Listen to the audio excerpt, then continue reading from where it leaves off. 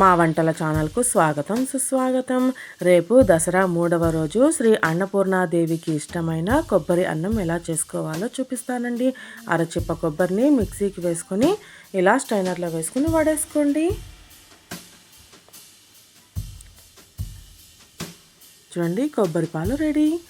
ఒక గిన్నెలో 1 కప్పు బియ్యం వేసుకోండి. నీళ్లు వేసుకొని బాగా కడుక్కోండి.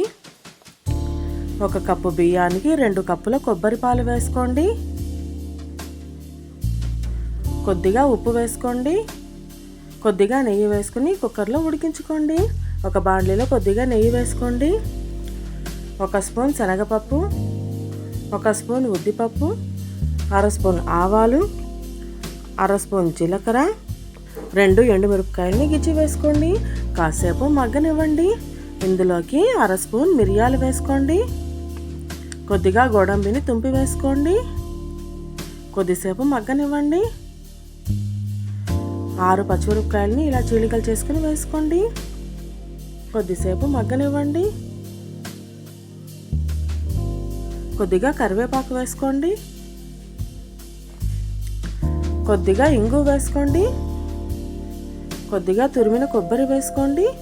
కొద్దిసేపు మగ్గితే చాలండి. కొబ్బరి ఎక్కువసేపు మగ్గాల్సిన అవసరం లేదు. స్టవ్ ఆఫ్ చేసుకోండి. చూడండి, అన్నం రెడీ అయిపోయింది. దీన్ని ఇప్పుడు తిరగబాతులోకి వేసుకోండి. కొద్దిసేపు సన్నని మంట మీద వేడి చేసుకోండి. కొద్దిగా కొత్తిమీర వేసుకోండి. అంతే, ఎంతో ఈజీగా శ్రీ అన్నపూర్ణాదేవికి ఇష్టమైన కొబ్బరి అన్నం రెడీ అయిపోయిందండి. మీరు ఒక్కసారి ట్రై చేసి చూడండి. నచ్చినట్లయితే మా వంటల ఛానల్ను సబ్స్క్రైబ్ చేసుకోండి మరియు కొత్త రుచులను ఆస్వాదించండి.